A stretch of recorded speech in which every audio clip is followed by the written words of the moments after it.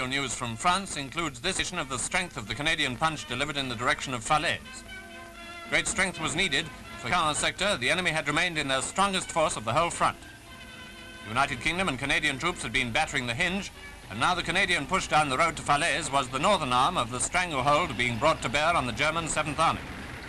The southern arm was being rapidly placed in position by the Americans' wide outflanking sweep.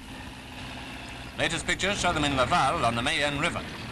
As we know, they drove on from here after dealing with any opposition encountered, on to Le Mans, and then turned north to Argenton. Only some 30 miles then lay between the encircling armies. It looked as if the Hun was leaving it too late to get out when news came that he was moving east from the Mortain salient. The Battle of France was moving rapidly to a climax, and in brilliant weather the great air forces of the Allies went in to speed the kill.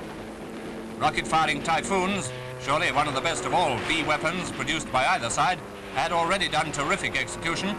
They'd smashed the Huns' counterattack at Mortain, and now they were again reaping a harvest of success, destroying enemy armor and other vehicles, whether on the open road or in concealed positions, smashing troop concentrations, generally making the Hun wish he'd never been born.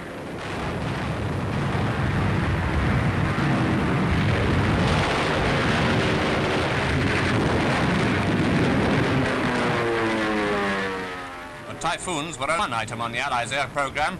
The heavies and mediums were out in their thousands. Thunderbolts, among other fighters, were at work far and wide over France.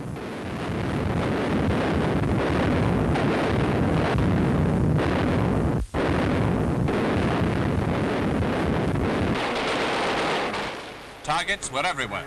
The remnant of the Luftwaffe was being smashed in the air and more often on the ground. Troop carriers, trains, communications of all kinds were being shot up.